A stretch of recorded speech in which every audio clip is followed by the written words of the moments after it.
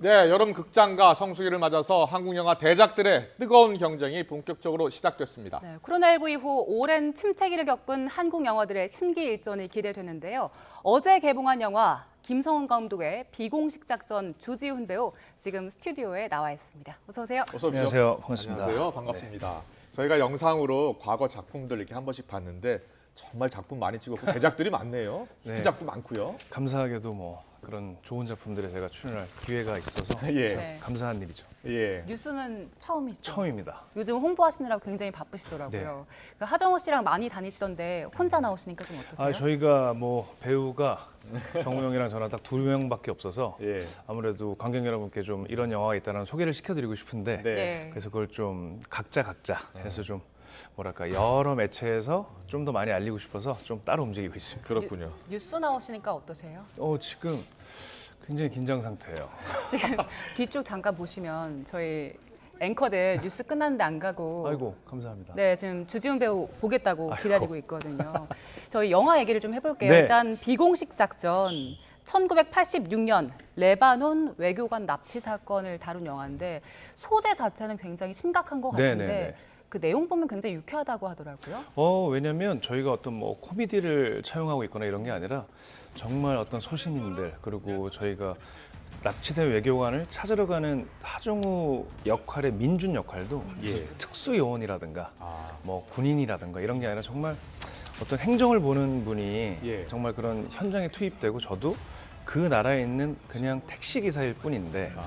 그런 일에 휘말리게 되면서 뭐랄까요 어떤 특수 요원들의 멋진 막 그런 뭐 비장한 이런 게 아니라 정말 이런 우리가 공감할 수 있는 일반 사람들이 저런 화면에 나오는 저런 큰 일에 대처했을 때 상황들 예. 그런 것들이 좀 이렇게 자연스럽게 위트 있게 네. 그려질 수 있는 그리고 또 실화 소재라서 무거워 보일 수 있지만 김성훈 감독님이 어떤 장르적 쾌감을 아주 관객분들한테 선사해 주고 싶어서 아주 예. 그 쾌감을 극대화한 아주 재미난 오락 영화라고 할 수 있습니다. 그렇군요. 재미난 오락 영화. 네네네. 예.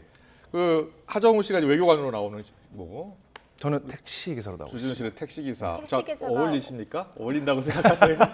어떻습니까? 아무래도 저 배경이 레바논이고 저희가 실제로는 모로코에서 촬영을 했는데 네. 저는 이국적인 배경에서 조금 제가 뭐 피부도 좀 까맣고 네. 그래서 택시 기사를 하는 어떤 인물을 감독님이 상상하셨을 때 제가 좀 맞지 않았나라고 생각하셔서 제안을 주신 게 아닌가. 네. 모로코에 한 5개월 정도 계셨다고요. 네네네.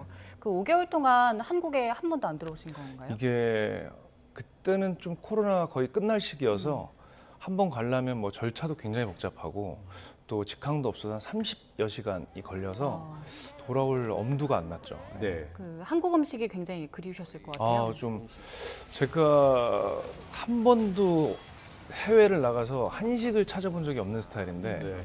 이번에 좀 김치 패닉을 겪고 나서 저희가 보냈던 물자와 이런 것들이 그 코로나 시국과 맞물려서 좀 그게 받지를 못했어요. 그래서 예. 한국인한테 제일 기본적으로 필요한 김치, 뭐 김 이런 밑반찬들이 없고 이슬람 국가이기 때문에 돼지고기도 없고 예. 그러다 보니까 갑자기 김치가 없네라는 공포가 몰려오면서 예. 좀 한식에 더욱 더 좋아했지만 이제 집착하게 됐어요 한식을. 그렇죠. 앞서 보니까 그 배우 하정우 배우하고 그 영화 작품 몇 개 같이 찍었잖아요. 네, 신과 함께 1편, 2편을 예. 찍었죠. 그런데 하정우 배우랑 원래 친해요? 신과 함께 이후로 이제 서로 참 어떤 생활을 대하는 태도나 네. 어떤 위트 코드나 좋아하는 음식이나 이런 것들이 비슷해서 같이 여행도 많이 다니고 그래서 굉장히 친한 형이죠. 친한 형하고 같이 영화를 찍으면 영화 찍기가 쉽습니까? 더 어렵습니까? 물론 케이스 바이 케이스이고 배우마다 어떤 작품을 대하는 태도나 집중을 하는 방식이 다 다른데 네. 근데 저희 둘은 그게 되게 비슷해요. 그래서 좀 편했죠 아무래도. 이 영화 자체가 액션물이고 또 버디물이라고 네네네. 하더라고요. 그래서 하정우 배우랑 케미가 굉장히 도움이 됐을 것 같은데 어땠나요? 아주 도움이 됐죠. 그러니까 서로 연기라는 거를 하면서 약속된 것이잖아요, 사실은. 근데 저희는 이제 보시면 아시겠지만 이렇게 대사가 정확히 딱 그러니까 A, B, C, D 이렇게 끊기질 않아요. 우리 실제 대화하는 것처럼 친구들이랑 대화하다 보면 누가 끼어들기도 하고 예. 말하다가 말을 좀 넘겨주기도 하고 그런 호흡으로 이루어져 있어서 예. 상대의 호흡과 제가 이렇게 뭐 예를 들면 이렇게 눈치를 본다. 네. 눈치를 보다가 어느 타이밍에 딱 들어갈지를 정확하진 않지만 서로 감으로 예측할 수 있는 관계라서 조금 이렇게 리얼한 분위기를 살리는데 굉장히 도움이 됐던 것 같아요. 네. 이 작품 감독님이 이제 김성훈 감독이잖아요. 네네. 드라마 킹덤에서도 네네. 호흡을 맞췄고요. 김성훈 감독하고 친분이 아주 깊으신가 봐요. 아무래도 우리가 전우회라 그러잖아요. 그러니까 킹덤도 막 좀비물에 정말 전국 8도 산속을 돌아다니면서 정말 엄청나게 고생해서 찍은 작품이라 아무래도 전우회가 좀 많이 생겼죠. 전우회. 네. 예. 시나리오도 안 보고 결정을 하셨다고 들었는데 진짠가요?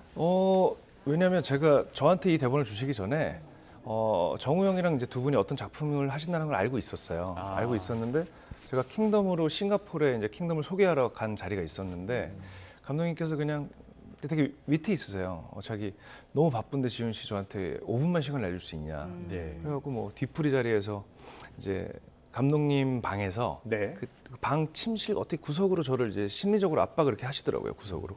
그래서 거기 앉아서 무슨 얘기인가 했더니 본인 되게 본인이 볼 때 되게 괜찮은 감독이 있는데 네. 한 2작품밖에 안 했는데 되게 괜찮다. 네. 지훈 씨 추천해드리고 싶다. 그래서 내가 그래서 제가 그러면 어떤 감독님이신데 했더니 지금 눈앞에 있는 사람이에요. 이야. 그래가지고 분위기도 되게 웃겼고 저는 감독님 정우 형도 너무 신뢰하시는 분이라 그냥 너무 재밌게 그냥 참여하겠습니다. 네.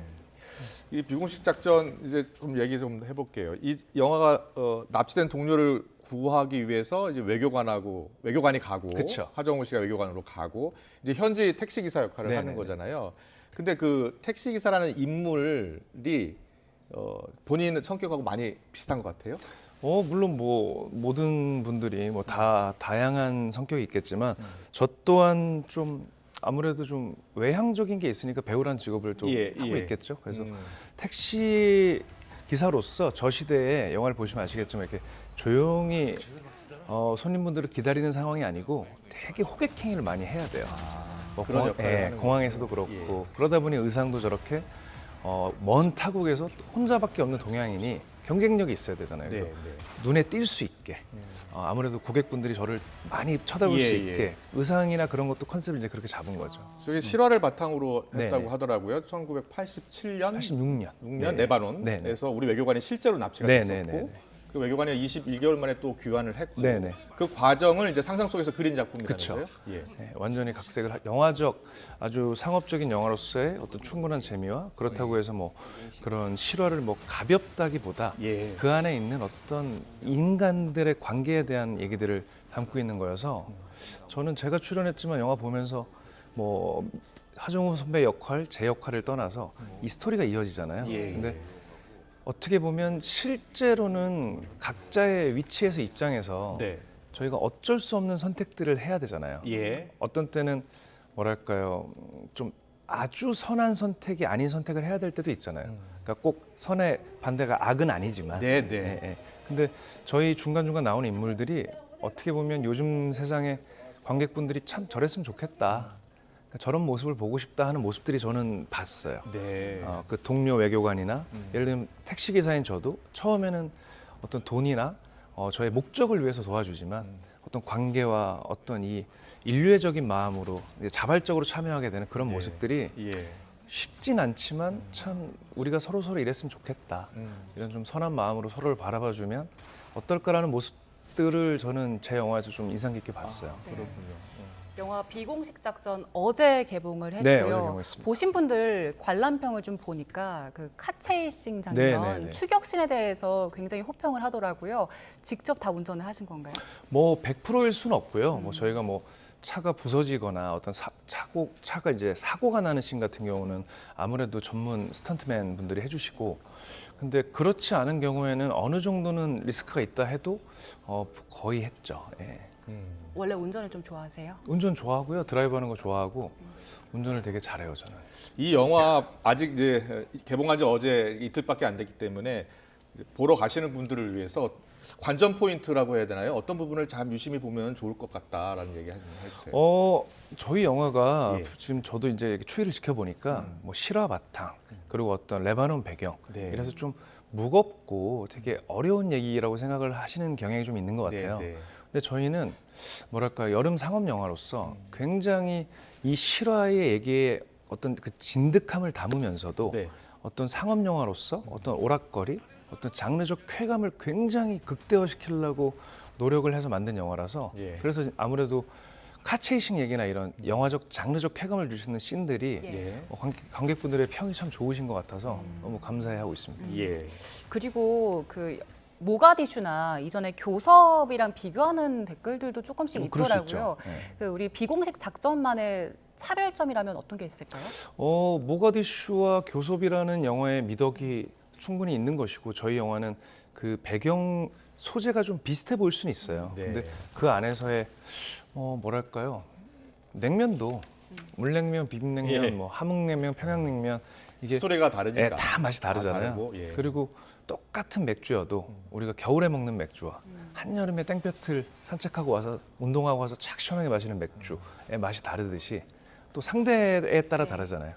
제가 어떤 존경하는 은사님과 맥주를 한잔 마실 때와 중학교 때부터 친한 친구와 맥주를 마실 때가 다 다르듯이 각자 영화의 매력이 있고 저희 영화는 뭐 타 영화 비교를 하는 게 아니라 그냥 저희 영화가 갖고 있는 강점은 계속 말씀드리는 어떤 장르적 쾌감, 다소 무거워 보일 수 있는 분위기지만 전혀 그렇지 않은. 네. 보고 나면 아 시원하다 싶은 네, 그냥 영화.